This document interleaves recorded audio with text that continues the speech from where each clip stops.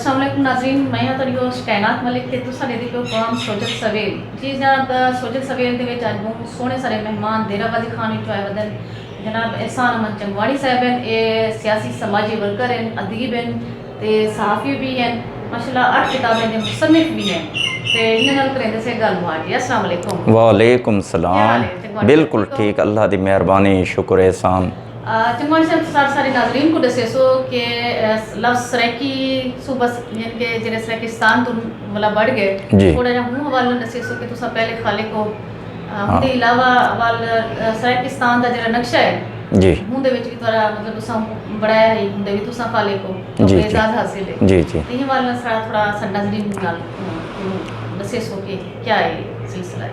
Madam साहब, पहले तो मैं ये है कि सोजल सवेल दे तमाम नाजरीन को खुश आमदीद आदा। तो मैडम साहब ये 1988 की गाल है कि 1988 पहले सराइकी सूबा महाज बनाया गया।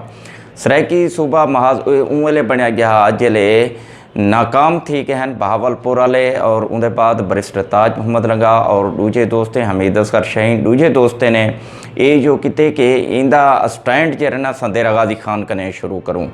1988 तमाम मुल्तान देरा गाजी खान बहावलपुर डेरा सुमैल खान और दूजे इलाके के अकाबरीन मिल के सोचा जो देरा गाजी खान प्रोग्राम किया वजे।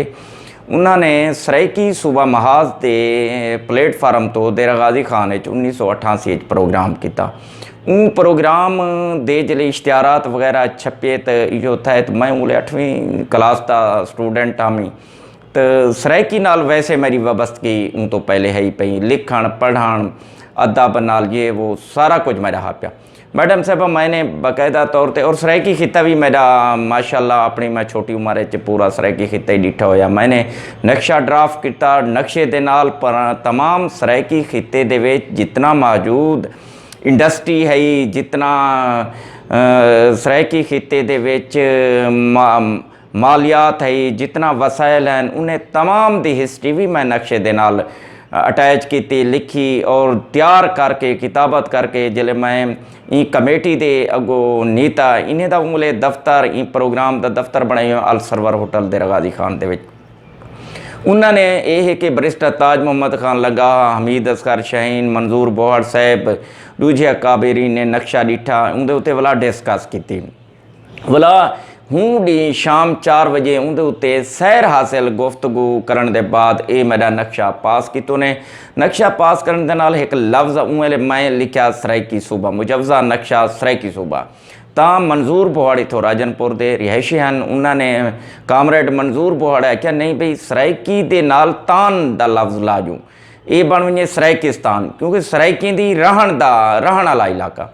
तो पिछे वो असा वाला लफ्ज़ दुरुस्त कर दिता मुजवजा नक्शा सूबा सराइकिस्तान।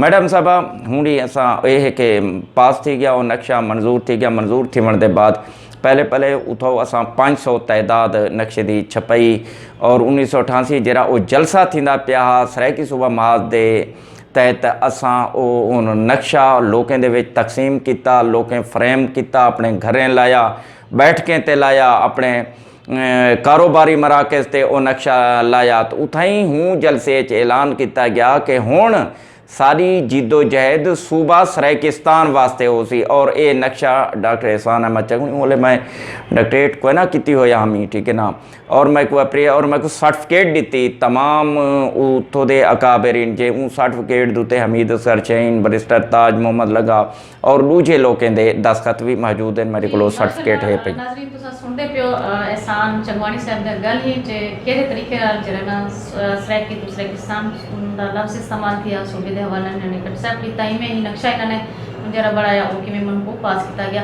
अच्छा तुसा 8 किताबें दे मुसन्निफ हो, तुसा दसा सकदो कि केड़ी इंदे हवाले नाल तुसा 8 पहले मैं किताब पहले तो मैं यानी कि अखबार सराइकी कौ दे नाल अखबार जारी किया 1988 के बाद। उनके बाद यह है कि 1990 माहनामा ऊता मैगजीन जारी कितो से वो तकरीबन रोज़नामा अखबार उले अपनी प्रिंटिंग प्रेस अपना सारा निज़ाम मैं लाया तो और 8 साल चलेंदे रह गए उसे एज ए रोज़नामा सराइकी अखबार और मुकम्मल सराइकी चुंदा। ਇਹਦੇ ਇਲਾਵਾ ਮੈਡਮ ਸਾਹਿਬਾ ਵਾਲਾ ਰਿਸਾਲਾ ਵੀ ਚੱਲਦਾ ਪਏ ਹੁਣ ਨਾ ਜੀ ਕਨੇ ਅਜਣ ਤੱਕ ਮੁਤਵਾਤਿਰ ਮੈਗਜ਼ੀਨ ਉਤਾ ਮੈਗਜ਼ੀਨ ਚੱਲਦਾ ਪਏ ਔਰ ਫੇਸਬੁੱਕ ਤੇ ਵੀ ਮੌਜੂਦ ਹੁੰਦੇ ਪਿਆ। ਤੇ ਇਹ ਸਭ ਤੋਂ ਪਹਿਲੇ ਮੈਂ ਕਿਤਾਬ ਲਿਖੀ ਸਿਆਣੇ ਅੱਖਾਂ ਆਖਦੇ ਨੇ ਜਿਹੜਾ ਸਰਾਇਕੀ ਅਖਾਣੇ ਦੇ ਉੱਤੇ ਸਰਾਇਕੀ ਮਿਸਾਲਾਂ ਦੇ ਉੱਤੇ ਉਹ ਕਿਤਾਬ ਹੈ। ਪਹਿਲੀ ਉਹ ਮੇਰੀ ਕਾਵਿਸ਼ ਹੈ ਕਿ ਮੈਨੇ ਇਹ ਕਿ ਸਰਾਇਕੀ 2000 ਅਖਾਣਾ ਲਿਖਿਆ और वो किताब शाये की उनका नाम हा सियाने आते हैं, ठीक है ना।